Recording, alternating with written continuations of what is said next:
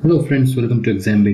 सो इस वीडियो में हम पढ़ेंगे इकोनॉमिक्स के बारे में, इकोनॉमिक्स का इंट्रोडक्शन कि इकोनॉमिक्स क्या है, इकोनॉमिक्स के टाइप्स क्या हैं, पॉजिटिव एंड नॉर्मेटिव इकोनॉमिक्स क्या है, सेंट्रल प्रॉब्लम्स ऑफ इकोनॉमी क्या है। तो ये बेसिक कॉन्सेप्ट्स हम पढ़ेंगे। बहुत ही इंपॉर्टेंट टॉपिक्स हैं और फंडामेंटल हैं आपकी आगे की इकोनॉमिक्स की स्टडी के लिए। ओके, और सिंपल है, कोई ऐसा नहीं कि बहुत ही कॉम्प्लेक्स चीज़ है। इकोनॉमिक्स मैं समझता हूँ one of the most practical sciences. अगर आप आप बाजार में जाते हो, आप बाहर जाते हो, घर से बाहर जाते हो, इवन घर में भी रहते हो, तो इकोनॉमिक्स अगर आप थोड़ा सा भी लॉजिक लगाओ और इकोनॉमिक्स के बारे में पढ़ो तो आप रिलेट कर सकते हो अपने डे टू डे एक्सपीरियंसेस से। Okay, so what is economics? Economics की बहुत सारी डेफिनेशंस कई सारे लोगों ने दी है, बट कोई एक ऐसी डेफिनेशन नहीं है जो इकोनॉमिक्स को सेटिस्फाई करती है। ओके, पूरे सब्जेक्ट को बहुत ही वाइड सब्जेक्ट है इकोनॉमिक्स, और अब तो एक्सपैंड होता जा रहा है, जैसे जैसे टाइम बढ़ता जा रहा है एक्सपैंड होता जा रहा है। बहुत सारी इकोनॉमिक्स की ब्रांचेस आ गई हैं। ओके, सो मेन हम पॉइंट देखते हैं, ट्रेडिशनल पॉइंट्स जो आपके लिए काम करेगा, वो है कि economics deals with the production.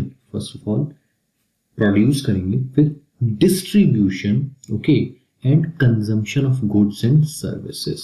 क्योंकि या तो गुड्स होते हैं या फिर सर्विसेज होती हैं, यही दो चीजें होती हैं अपने।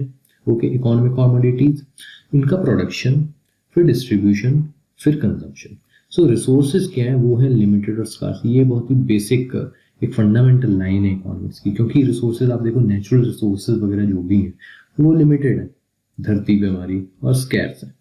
Okay, allocation of these resources to produce useful products and their distribution among people.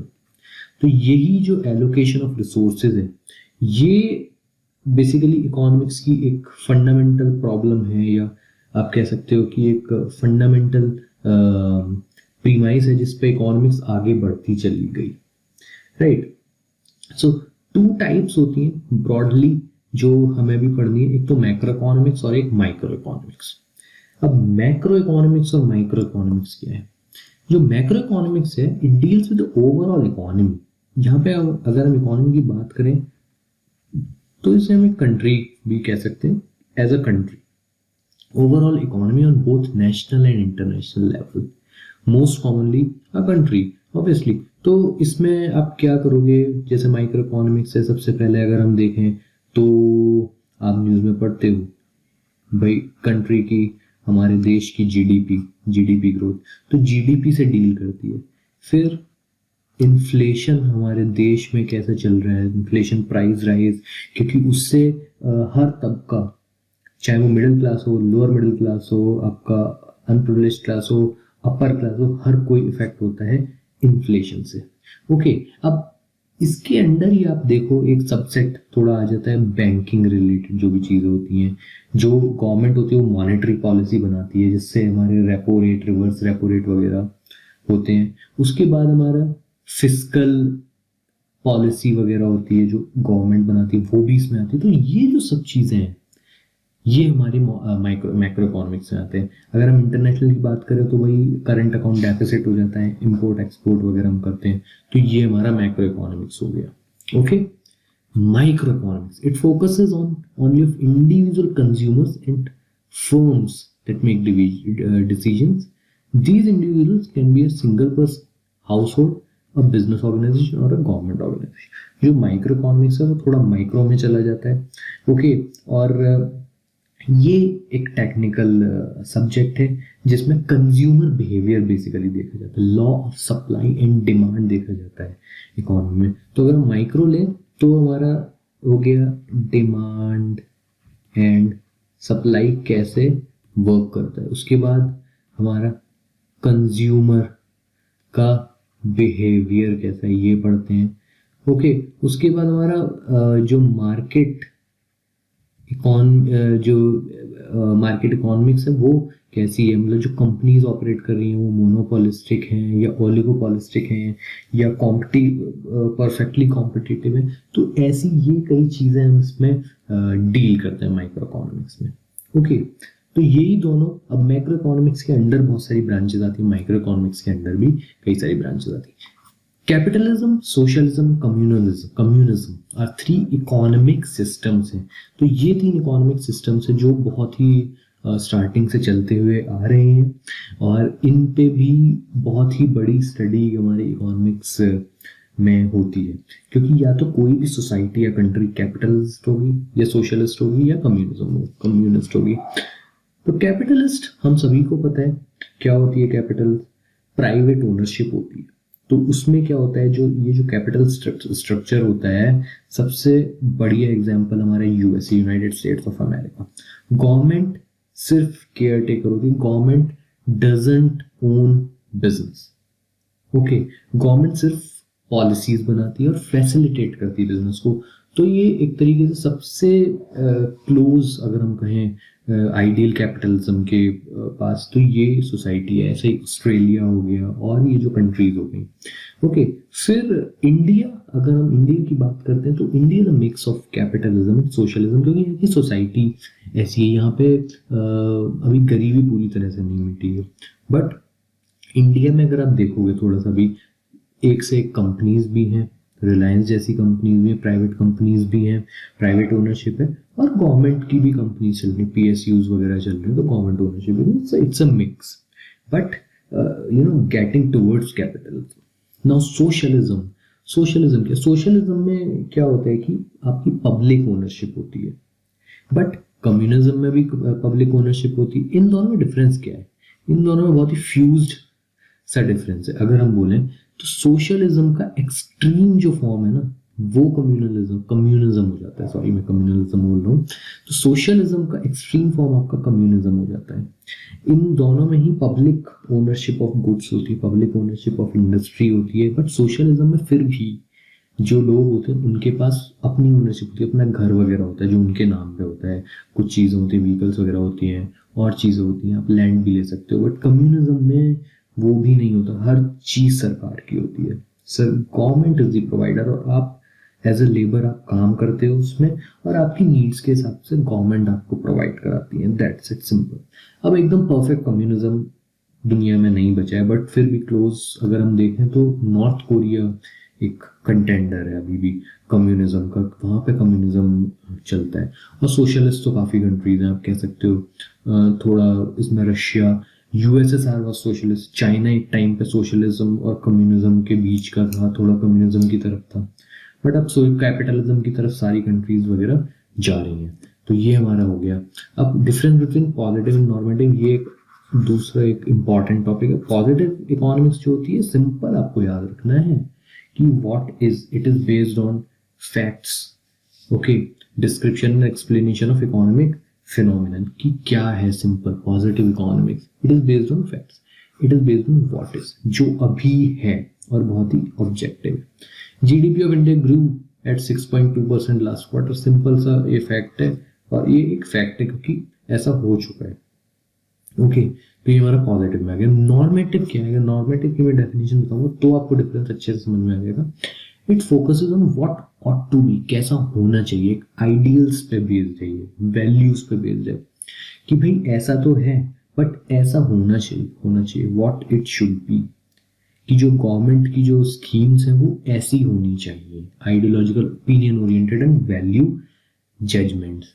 तो एक तरीके से आप कह सकते हो सोसाइटी ऐसी है बट इस तरीके की होनी चाहिए, थोड़ी और अच्छी होनी चाहिए। तो ये नॉर्मेटिव इकोनॉमिक्स में आता है। अब जो गवर्नमेंट की जो पॉलिसीज जो होती है ना, जो भी स्कीम्स वगैरह होती हैं, जैसे अभी गवर्नमेंट की उड़ान स्कीम, कोई सी भी आप स्कीम ले लो, तो वो it is they are based on mixture of both these. तो ये इनका यूज है, बट आपको अपनी डेफिनेशन याद रखनी है।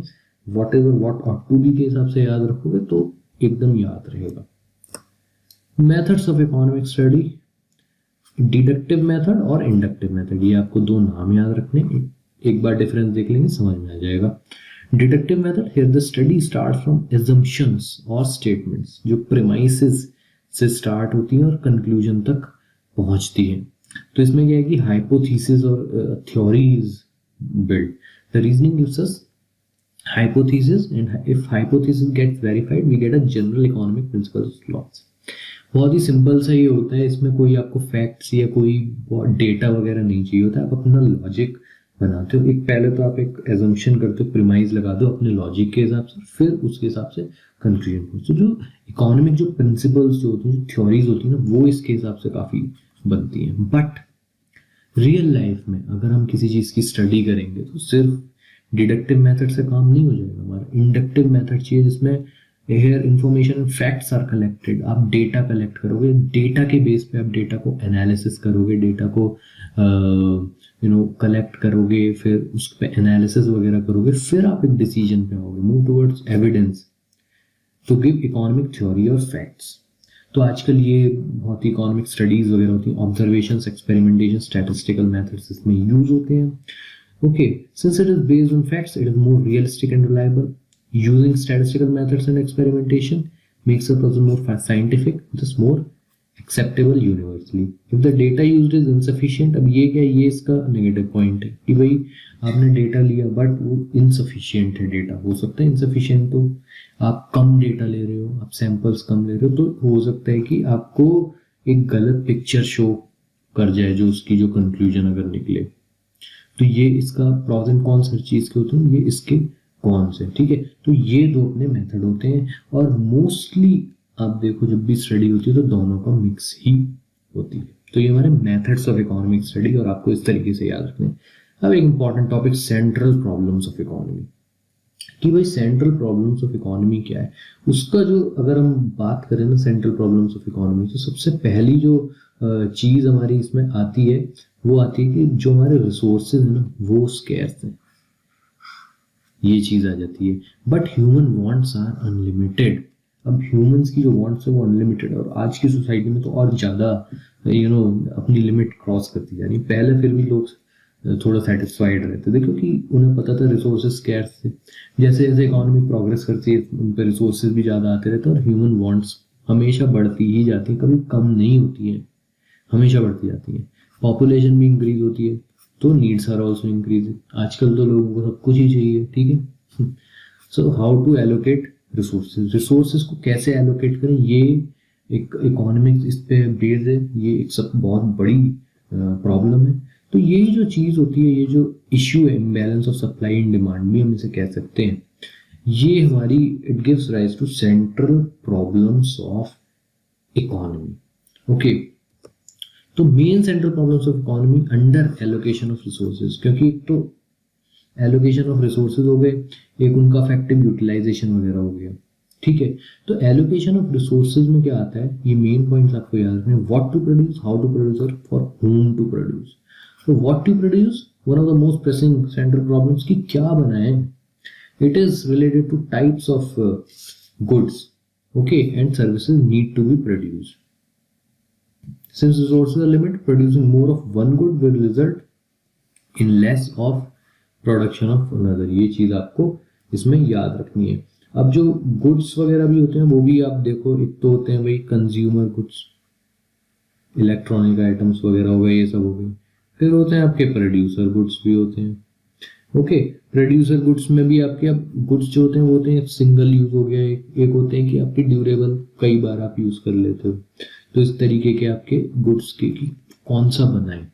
फिर आपका how to produce, this aspect deals with the process technique by which goods and services can be produce. Labour intensive होते हैं, कैपिटल इंटेंसिव टेक्निक्स होती हैं।